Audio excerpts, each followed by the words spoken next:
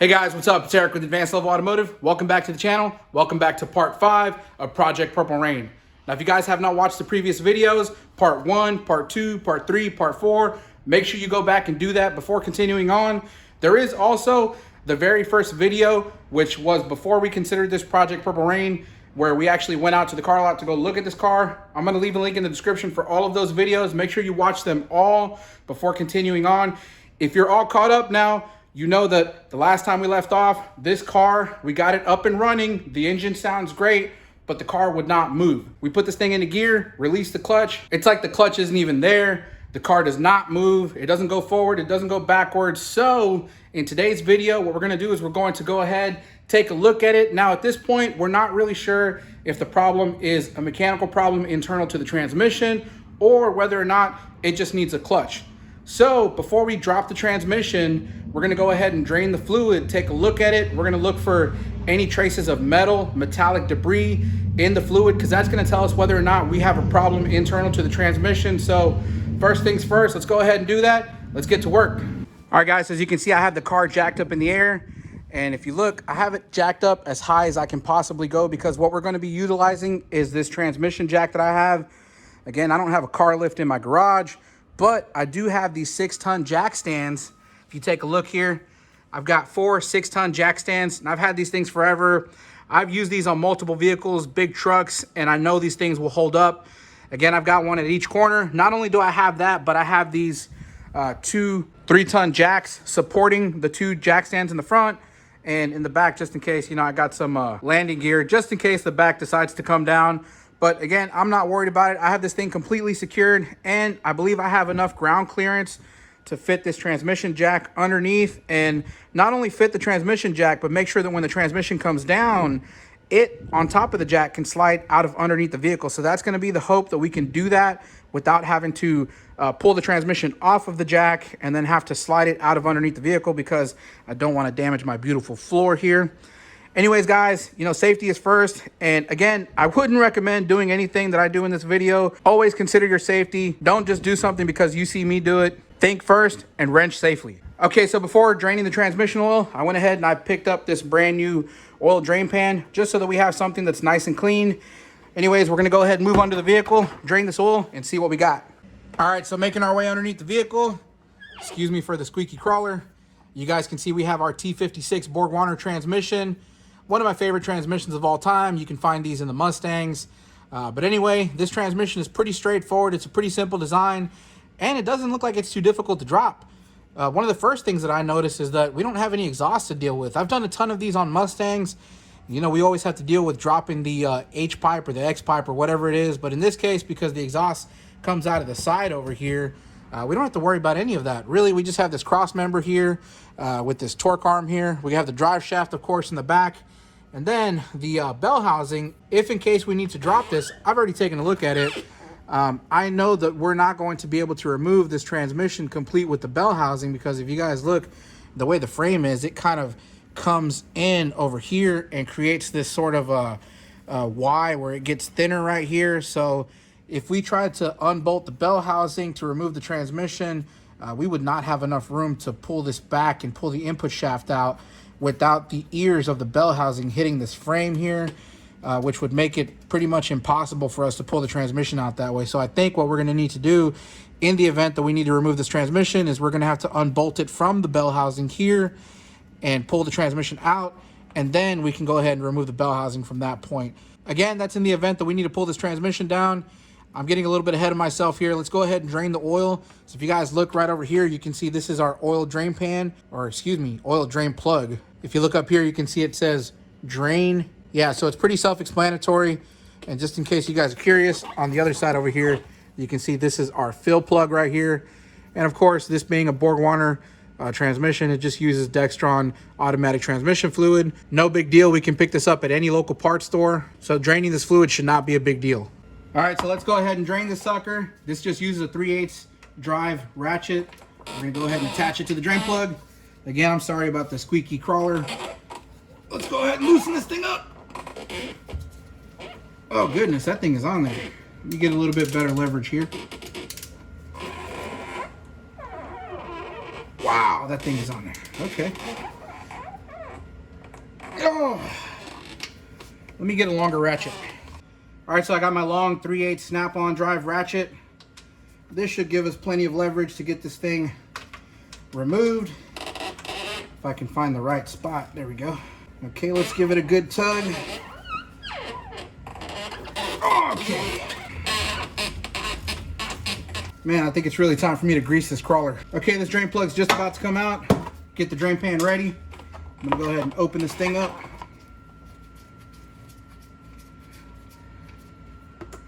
Wow, there we go. And that fluid does not look like the right color fluid. I don't know if that's showing up on camera, guys, but can you guys see? That almost looks like gear oil. Yeah, that smells like gear oil to me. Okay, I'm not sure if I should be worried about that or not, but there definitely should not be gear oil in this transmission when it's supposed to take automatic transmission fluid. Obviously, someone made a mistake here. All right, so we're just gonna go ahead and cap this back off. Let me tighten this down and let's take a look at this fluid. All right, guys, so obviously what we drained out of the transmission was not Dextron Mercon automatic transmission fluid. If you take a close look at it, this actually looks like gear oil, and it definitely smells like gear oil.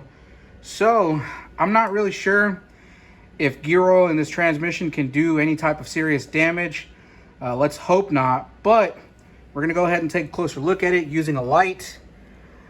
Now, I didn't see any big chunks of metal coming out while I was draining it, but if you take a look at it, you can see we do have some shiny material, maybe from the synchronizers. I guess the other thing that I wanted to try to do is take a little magnet and just kind of move it around inside the oil and check to see if we have any pieces of metal, any debris that we can pick up here. So taking a look at that, actually looks pretty clean. So again, we don't have any significant pieces of metal inside of this transmission or in this transmission fluid. So I don't know, I'm kind of moving away from it being a problem internal to the transmission. Maybe we are just dealing with an issue as far as the clutch goes. So at this point, there's really no way to avoid it. The next step is to go ahead and drop the transmission. All right, guys, so this is not going to be a long, detailed video about how to drop the transmission in your Dodge Viper. I'm going to skip across all of those details and skip right to dropping this transmission because I am kind of on a time crunch. I will say that it's pretty straightforward. I mean, first thing we need to do, of course, is disconnect the battery. Once we do that, we can go ahead and remove the starter, which is only held on by 2 bolts. Luckily, there's not a whole lot of stuff in the way. The exhaust kind of goes over the starter motor, so we have a lot of space to get the starter motor out. Second of all, we're going to remove the drive shaft. Then we're going to remove the cross member. Of course, before we do that, we're going to put a support underneath the transmission, which is a support jack. And then we're going to remove the bolts around the bottom side of the transmission, lower the transmission a little bit so we get an angle so we can get the bolts that are at the top. Once we remove the rest of the bolts at the top, we should be able to pull the transmission away, pull it down, and then pull it out of the vehicle. And that gives us a clear shot of the bell housing, where we can then remove the bolts for the bell housing and then gain access to the clutch. So I know that sounds kind of complicated, but it's really not. Again, this is not a detailed video. I'm not going to walk you through all of that. So let's go ahead and breeze right through it.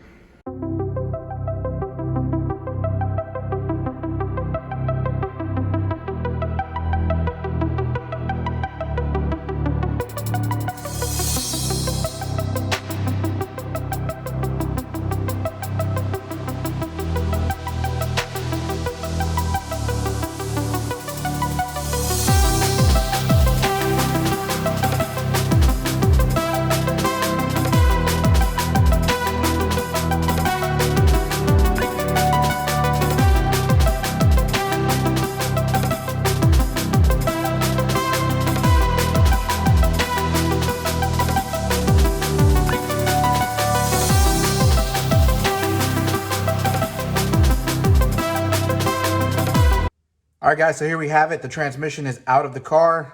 As you guys can see, we still have the bell housing intact. That's going to be the next step. We're going to go ahead and remove the bell housing bolts to remove this, and then we can gain access to the clutch. Now, taking a quick preliminary look at the clutch, I mean, you can tell that it seems pretty weathered, but there's no obvious signs of what may be wrong at the moment. We're really going to have to remove it to take a look at it and see if the clutch disc is damaged in any way. Now, the throwout bearing was a little bit worn out, but it wasn't excessively, just normal wear and tear. So let me go ahead and remove this bell housing. That way we can get a good look at the clutch and the flywheel.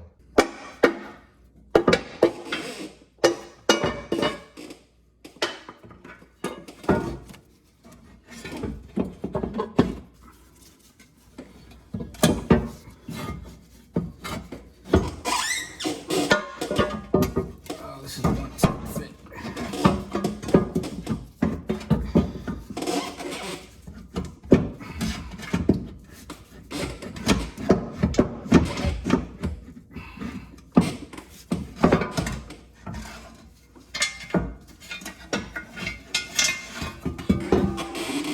There we go.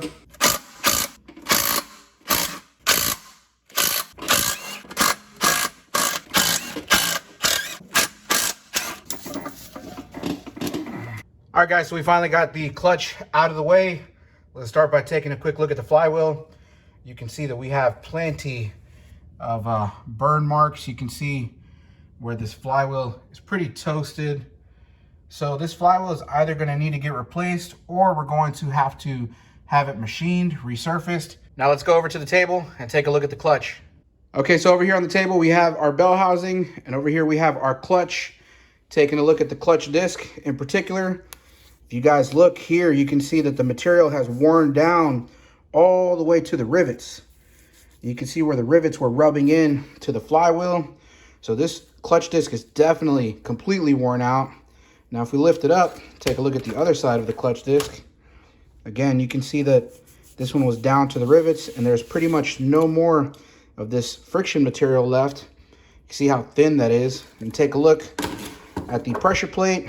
Again, this thing is toasted just like the flywheel is. So, yep. So for sure, this thing looks like it needs a clutch kit. Now, I have the transmission over here on the floor. If we take a look at it, this is the BorgWarner T56 transmission. And if you guys look over here at the front of it, let me turn my flashlight on. There we have it. Take a look at the throwout bearing. If you guys take a listen, you can hear that this thing was already toward the end of its life. Again, this thing didn't explode or anything, but looks like we're gonna have to replace this. And this does, I believe, come complete with the slave cylinder. So it's probably a good idea to replace this as one unit. The other thing too that I wanted to verify was whether or not we had a problem with the input shaft or the output shaft of the transmission. If you guys can see, when I spin this input shaft, it feels like it has nice, good drag. And the thing to do here, in order to check whether or not we have a problem with the input and the output of the transmission, is to go ahead and put it into gear, which I already did. I put it in gear and I twist this input shaft here, and then on the tail end, on the tail shaft, I use my other hand to feel this side of the shaft to see whether or not it's turning with the input shaft. So I did that in all of the gears, and we do have connection from the input to the output shaft. When I spin this shaft by hand, while it's in gear, the shaft on the output turns as well. And when I put it into reverse, when I turn this shaft one way, the output shaft turns the opposite way. So I know that more than likely we don't have an issue in the transmission. Again, when we drained the fluid, we did not see any metal in it. So that was definitely a good sign. Now, I don't know if, maybe it had some metal in it before, because it looked like somebody had replaced the fluid with gear oil. So, I mean, it's possible that whoever had this vehicle before drained the fluid out, and that fluid might have had some metal, and then they put new fluid in there. But instead of putting the automatic transmission fluid, they put the gear oil. I'm not really sure why they did that, but, at this point, we can come up with a lot of different theories. The thing about it is that we don't have any history on this car because we don't know the previous owner of this car, so we don't know the previous life of this car. So right now, I'm just going to kind of take it the way I see it. This transmission looks like it's in good shape. We're going to go ahead and order a clutch kit and a flywheel, along with the slave cylinder and the throwout bearing. Get this thing put back together, and hopefully we can drive it. All right, guys, so I'm going to go ahead and end the video here, mainly because I don't want to make this video too long. A lot of the other parts I made are like half an hour long. I'm hoping this one's going to be a little bit shorter. And because I don't really know how long it's going to take for the clutch kit to come in. I already told the shop owner to go ahead and order it, but I don't think he was able to find it locally. I think he's got to get it online, so it may take a few days for it to come in. So I'd rather just put this video out there for you guys so you can kind of be caught up on what's going on and not have to wait so long in between me putting out these videos. Another thing I wanted to address before I end the video, a lot of you guys seem to have expressed some concern in my financial situation with this car. So I just want to clear that up a little bit. If you guys remember, the first time we saw this car, it was at the car lot. It was a no start. They called us to go diagnose it. I went over there to look at it. I made a video about it. I posted the video, didn't think much of it. And the video kind of blew up. It got really popular. And I think it got up to like 310,000 views or something like that within the first couple months. And to me, you know, I had never had that type of activity on my channel before. So I was really blown away by the fact that that one video alone in the first couple months made like $2,800. So when I saw that, you know, I thought, this is really a prime opportunity for me to maybe try to use this as my project car, because I was thinking of buying a project car for myself so that we can kind of build it together on the channel, because I've seen a lot of other channels that have project cars and, you know, it just makes for really cool content. But this Viper was kind of out of my price range. So, you know, I asked the shop owner if he could ask the customer if it was okay for me to pay to have this car towed to my garage here, and I would continue to do the work on it for a small fee. I'm not doing the work for free. I'm doing it at a very discounted rate because my hope was the ad revenue from the videos would pretty much cover any cost of the labor associated with this. Because like I said, the first video made me almost $3,000. The problem came when I started putting out this Project Purple Rain, which were the subsequent videos to this project car. They really didn't do so well. So if you guys take a look at the view counts on these videos, you know, I don't even think any of them have made it past 10,000 views, which sucks because, you know, I put a lot of effort and a lot of work into making these videos. It's not easy. It's very time consuming. You know, I'm really dedicated to trying to make good content for you guys. But anyway, don't feel bad for me. Again, I'm not doing this for free. I'm just doing it for a very discounted rate. The shop owner and I did agree on a price for me to do the clutch on this car. So, you know, I am getting compensated in a way. Again, it's not the compensation that I would be getting from a normal customer. It's very discounted because, again, the shop has to make money. And, you know, to begin with, the shop was going to do the work anyway. The shop really isn't winning anything letting me do the work. You know, they have their own mechanic that can do it themselves and they can make all of the profit. They were just kind enough to let me take the car, make these videos for you guys while I do the work for a very discounted rate. They're happy, I'm happy.